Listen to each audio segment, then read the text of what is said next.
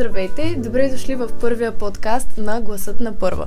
За наш пръв гост сме избрали актрисата и бивша възпитаничка на Първа езикова гимназия Биляна Стоева.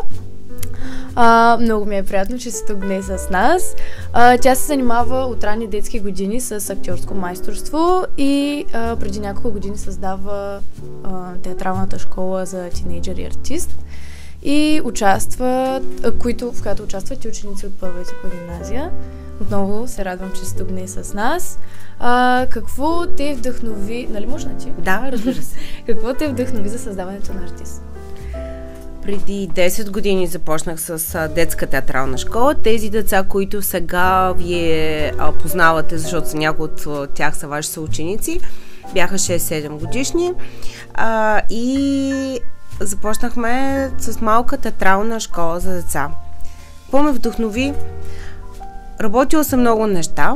Основната ми професия е актриса. Откакто съм завършила, съм в Варна, в драматичния театър. След което работих много дълго време като аниматор, като телевизионен водещ също съм работила. Много неща смених. В един момент си казах, че вече трябва да направя нещо друго, което да осмисля отново другата половинка на живота ми, освен сцената. И така, тогава започнахме с Христо Колев, актьор от Кукления театър. Двамата. Той много бързо разбра, че децата му твърде много му идват да работи с тях и затова продължих самичка. И тези деца, които станаха младежката група Артист и с които направихме Тин, преди това Пепеляшка, бяха тези, които когато станат 7-ми клас, аз ми казвах, че трябва да си тръгнат от мен и да отиват в другите школи, но те бяха много хубава, плътна и активна група, които казаха не. Няма да си тръгнем от теб, ти оставаш с нас и ние с теб. И така продължихме само Пепеляшка да направим. След Пепеляшка казаха продължаваме, доведоха още хора и станаха една много плътна компания, с която направихме и Тин. Наистина сте изключително впечатляващ екип и виждам, че сте сплотени, познавайки някои от вашите деца, с които работите. И искам да ви питам, коя е любимата част от работата ви с децата и може да споделите някой интересен и забавен момент, който се е случвал? Всъщност те не знаят, а може и да съм им казала, че аз страшно много крада от тях. Много се зареждам, наистина. Много ме изнервят в някои ситуации, това е нормално. Тогава ме принуждава да ставам учителка, което не е любимия ми образ, но се налага да се викне и вие го знаете и ви трябва да извинявате учителите си, когато викнат. Просто сте много, наведнъж, всеки със собствените си характери, изнервящи сте, но сте много яки. Особено децата, които се занимават с актьорско майсторство са... така по-екзалтирани. Ние много дълги месеци преди да започнем да правим поредната пиеса, правим опити върху темите, с които ще се занимава пиесата. И това, което най-много ме възхищава, е въображението. Което, за съжаление, при малките деца виждам, че липсва. Защото аз имам 3 групи, 2 малки от 1 до 7 клас и големите тинейджерите. По-голямата част от малки деца нямат въображение. Да, всички знаем защо е това. Телефоните крадат, социалните мрежи крадат въображението, крадат работата на мозъка, дори притъпяват химията на мозъка, откъдето се случват много неприятни неща. А когато видя въображение и при малките, и при големите, и смелост да опитат, това ме зарежда страшно много. Защото съм им казала, театралната школа е единственото място, на което е задължително, не само разрешено, но и задължително да се излагате. Да направиш всички възможни глупости, които са ти идвали в ежедневието и не можеш да ги правиш. Театър е такова място. Аз като човек, който се занимава с театър от 2 години почти, наистина мога да кажа, че е освобождаващо да бъдеш себе си в едно пространство, което по никакъв начин няма да те осъди каквото и да направиш, дори да паднеш, дори да се изсмееш в неправилния момент. Винаги просто е нормално място. В театъра, в опитите, в репетициите, не говорим за няма грешки. Да. Важна е мярката, така вече в самото представление. Така е, да. И когато сме млади, е хубаво да експериментираме със себе си и с всякакви хобита, което ни води до следващия въпрос. Как бихте описали гимназиалните си години в първо? Те бяха много шантави години. Да, първо. Браво. Ей, Вая, аз нямам добра памет, затова говоря от опит. Аз влязах в гимназията 89-та година, ако това ви говори нещо, 1989 година, когато се смени политическия режим в България. Настана едно безвремие. Аз сега си давам сметка за това, в интерес на истината.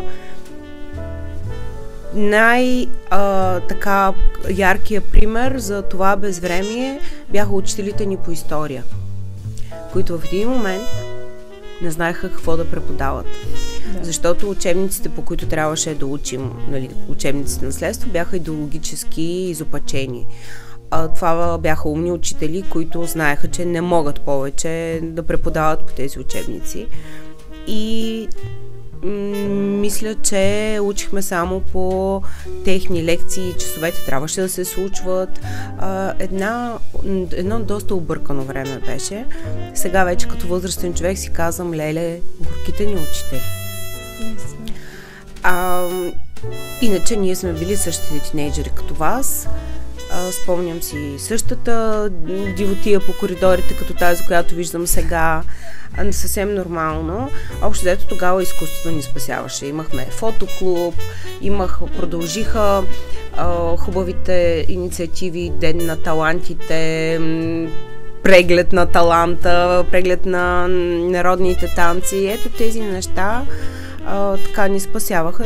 Бяхме си същите диваци, каквито и вие. Ние не сме си давали сметка колко не е било трудно на родителите ни.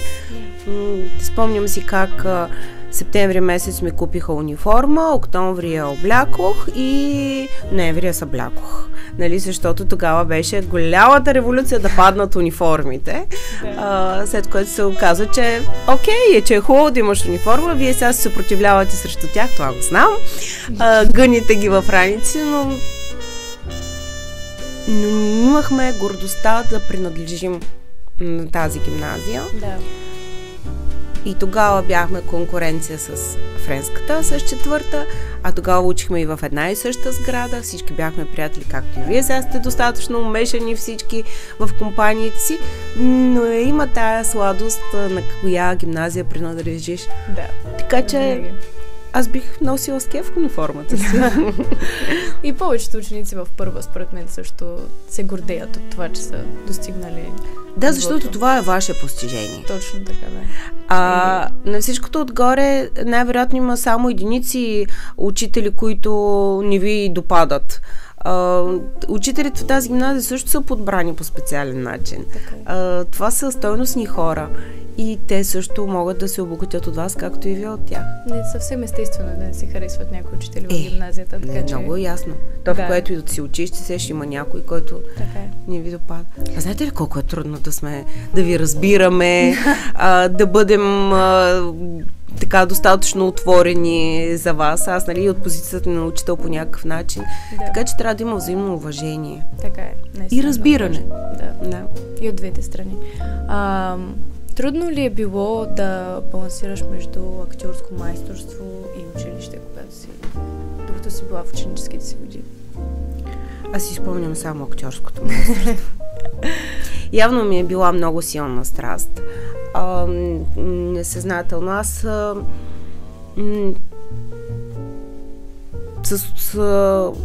тръгнеше ли детския театрален състав в Златното ключе на турне, някъде аз забравях, не си носих учебници, не учих, връщах се, колкото можех наваксвах.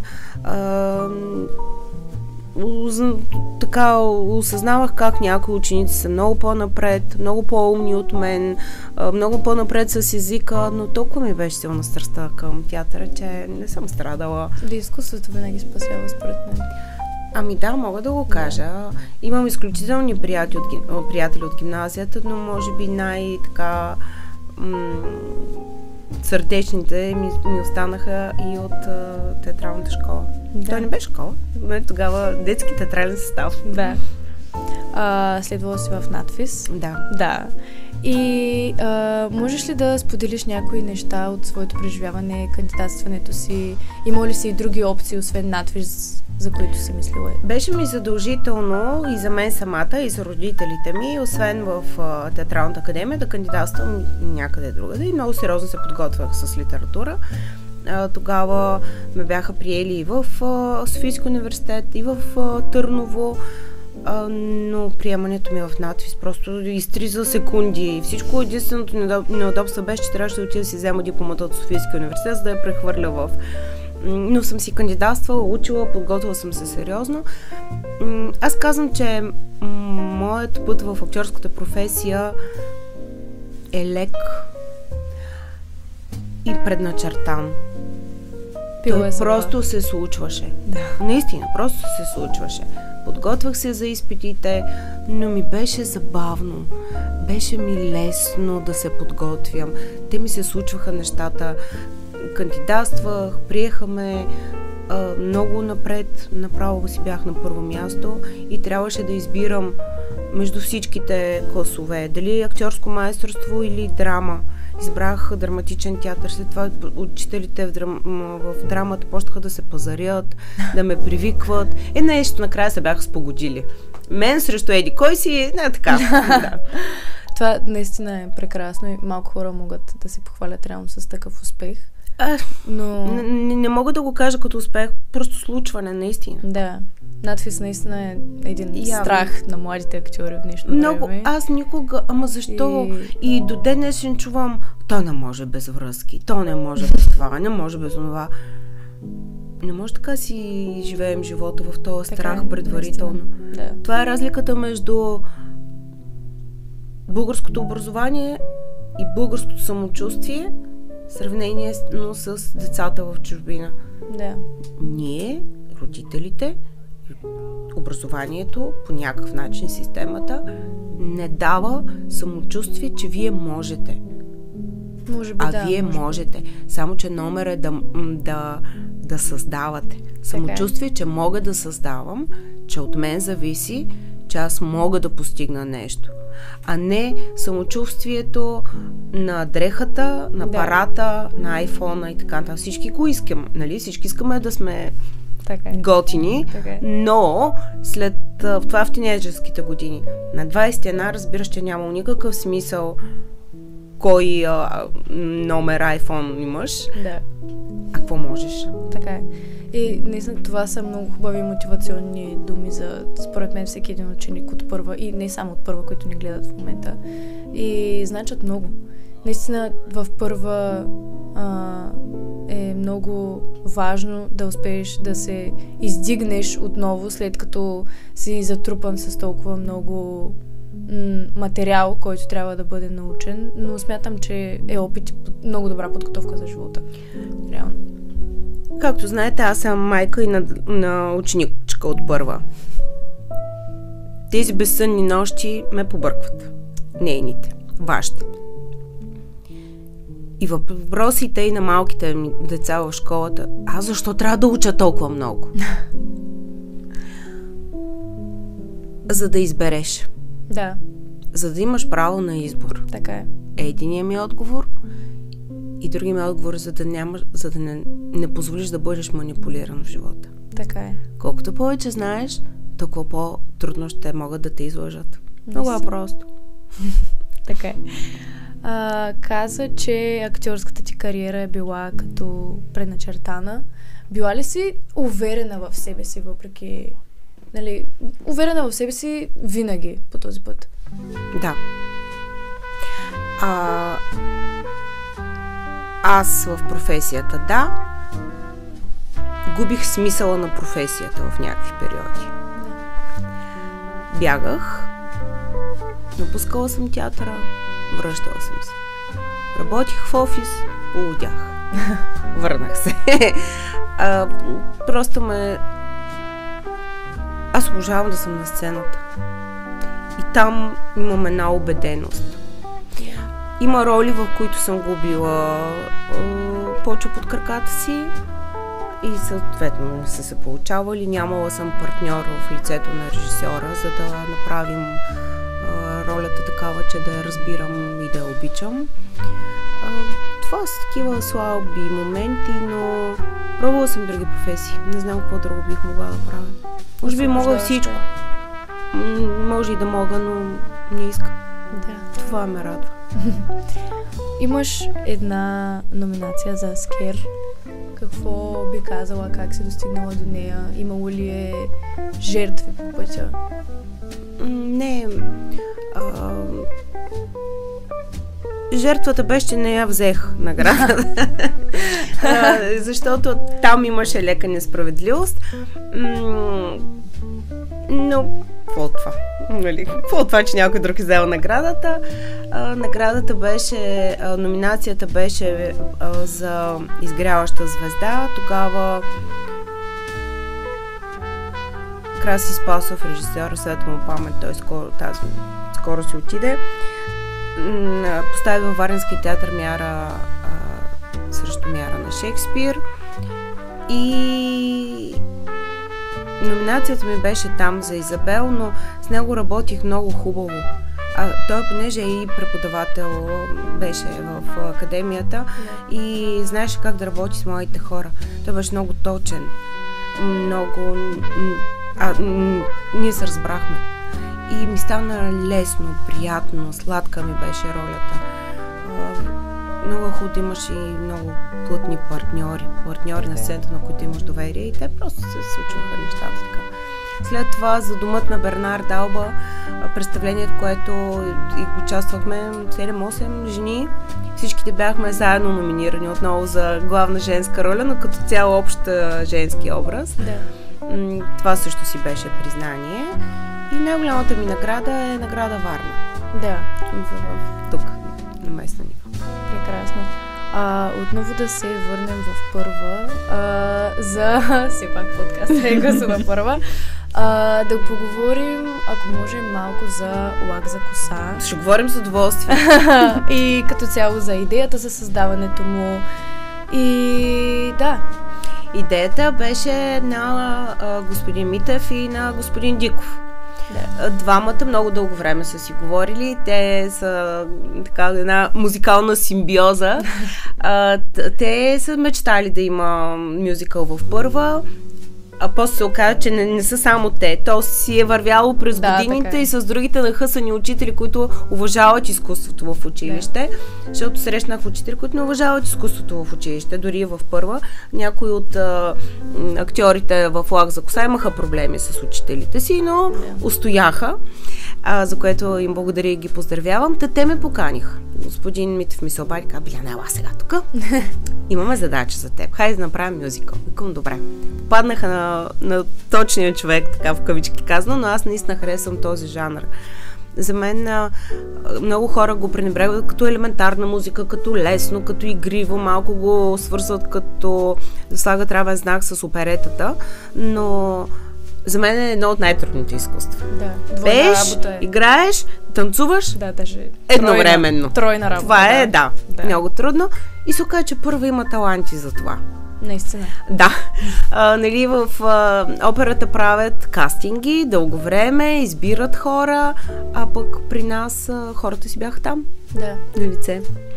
И след което нямахме идея кой точно мюзикъл. Аз гледах един цял месец, всеки ден по 1-2 мюзикъла. Всякакви невероятни заглавия, никога не чувани, много известни, но все пак трябваше да се съобразим с това, че имаше много повече момичета пеещи и танцуващи. Нормално е 8 и 9 клас, момчетата мутират гласовете, не всичко е възможно и изобщо по-малко момчета се занимават с пеене. Слава Богу, има и такива жестоки в гимназията, така че нещата се случиха. Прекрасно. Вие споделихте вече, следващия ми въпрос беше за защо конкретно е избран самия мюзикъл.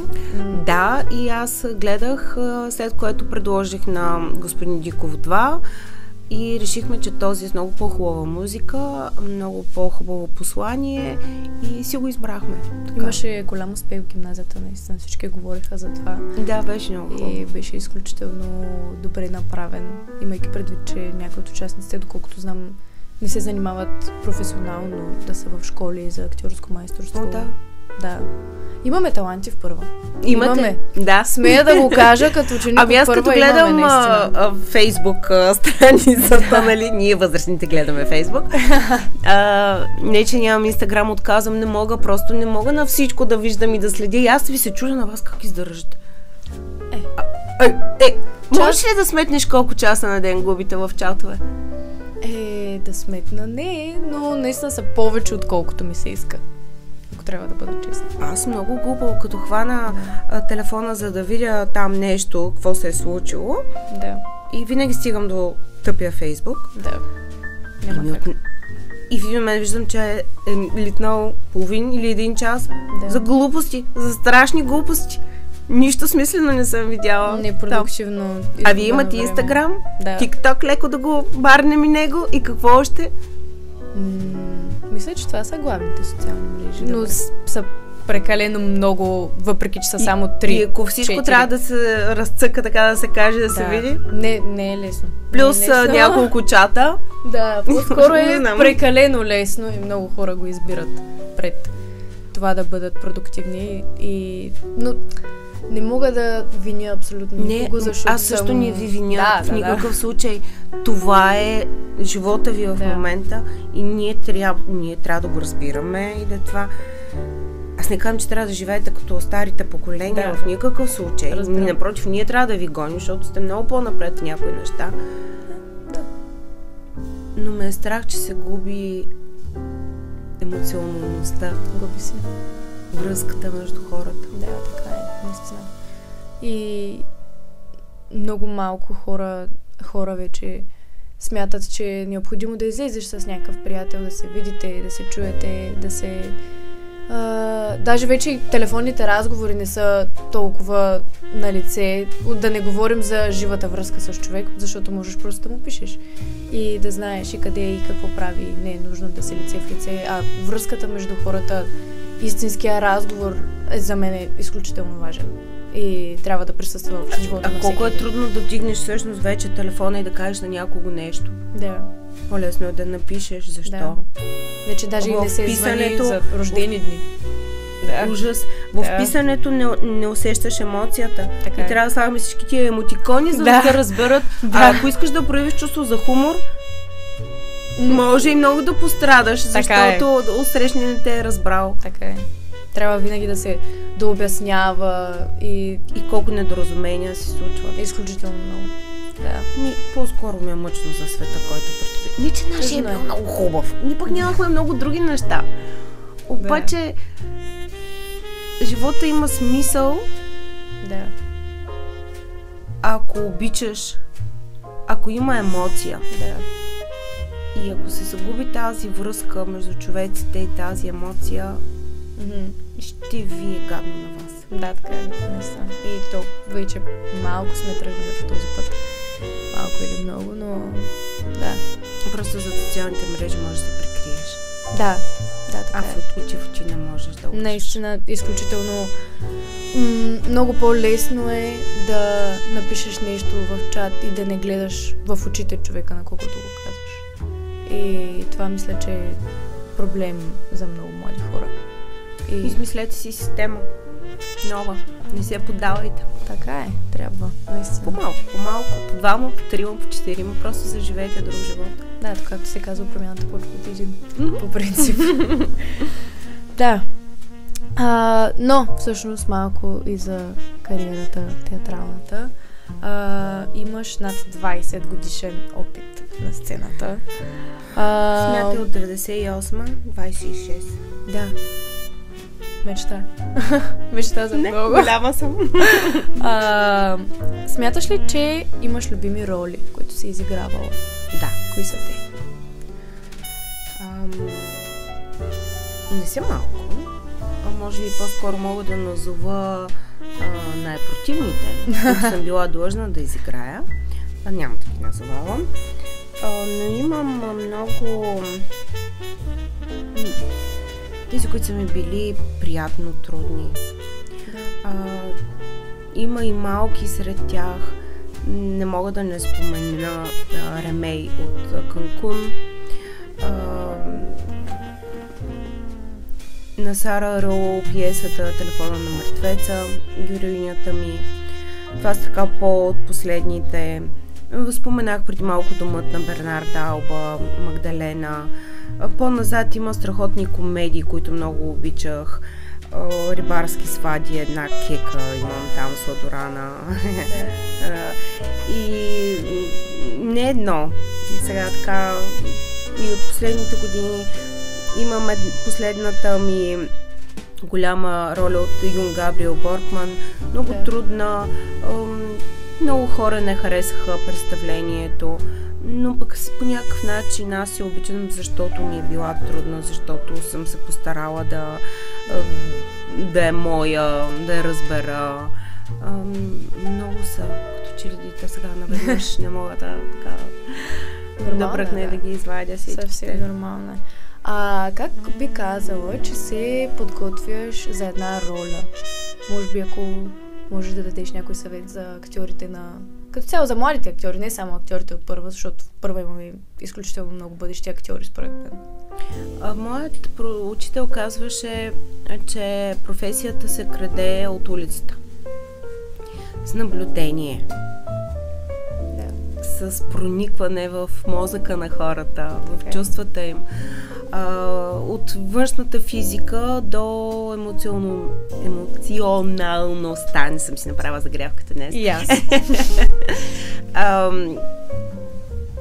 И много, не знам, много четене, времето, в което се развива действието на пиесата. Да. Какви са нравите на времето? Какви са ограниченията на морала? Какви са причините, за да действа по този начин героят ти? Какво го прави раним или нераним? Идиот или положителен герой? И трябва да си обичаш героите, нали? За да ги разбереш и да ги защитиш. Много четене. Да. Хубавите роли се случват с хубави режисьори. С умни режисьори, с които да работиш заедно, да търсите героя.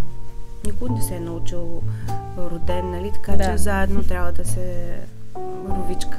Наистина е много... за мен актьорите са едни много специални хора от обществото и способността да заобичаш свой герой, дори да бъде тоталната противоположност на теб. За мен е изключително впечатляващо да можеш да го представиш пред хората по начина, по който ти го разбираш. То така е и с всяка роля. Да я пречупиш през своята призма по някакъв начин. Ние всъщност сме много обикновени хора. Може би единствено по-отключено при нас са емоциите. Да. Способността да бъркаме надълбоко в емоциите. Собствените и на героя. Всъщност, ти за да разбереш героя, трябва да бръкнеш в себе си. И е малко психологическа работата. И след което трябва да можеш да излезеш, защото иначе стигнеш до психотерапевтична работа, нали, което вече не е окей. И трябва да познаваме, да имаме голямо познание за хората, за живота, за случващото се, за времената. Да. Много се стараем се да четем много, да гледаме много. Поне моето поколение. Да. вече може би последния ни въпрос, към края сме. Как би насърчила ти младите хора да преследват и да покоряват мечтите си?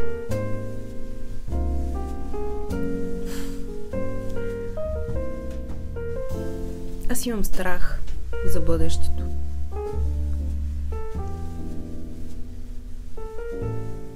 И не знам как да го кажа. Но моят страх се превръща в действие от елементарното спасяване, от елементарното спестяване на капка вода, на глътка въздух, разговор с дете, спечелване на усмивка на дете.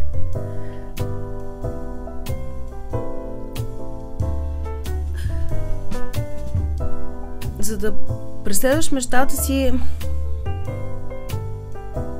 трябва да... не знам как да ви го обясня. Живота има смисъл, само ако ти създаваш нещо. Ако мечтата ти е свързана, това да създадеш нещо, тогава и живота ти има смисъл. Ако просто съществуваш, залят в празни мечти, тогава не бих те посъветвала да ги следваш. Да. Но ако мечтата ти е да изградиш нещо, било и себе си, за себе си или нещо за околните, тогава е хубаво и я следвай. Прекрасни последни думи. Чак пък. Не, наистина, хубаво е да се чуват такива неща от младите. Аз имам две любими думи, скоро даже и в гимназията го казах. Да създадеш, създаване и отговорност. Това са смислените думи. И третата е любов. Да. Няма никакъв смисъл да живееш този живот без тези три думи. Така е, наистина. Всичко друго потъва в кълта. Да. Трябва гадничко. Добре. Много благодаря, че беше наш гост. Смятам, че младите хора могат много да научат от този подкаст. Не стана ли много дълго? Ще ни гледат ли толкова много? Ще ни гледат, разбира се, ние може да имаме проблеми с вниманието, но според мен беше много интересно. Малко? Беше много интересно. Знаете ли, че има много психологическа болест? Така ли? Да. И тя по някакъв начин е свързана с това бързото минаване. Да. Не знам как се нарича, но е класифицирана вече в наръчника на психологическите болести. Освен това бързото ходене на очите напред-назад, се получавало изкривяване на врата, който водил до не знам си какви други болести по химически път. Да. Не знам. Да се изпълни. Да се изправим малко. Отново ти благодаря. Моля. И ако трябва да се обърна пак към камерата, очаквайте ни отново с следващи гости и обичайте се.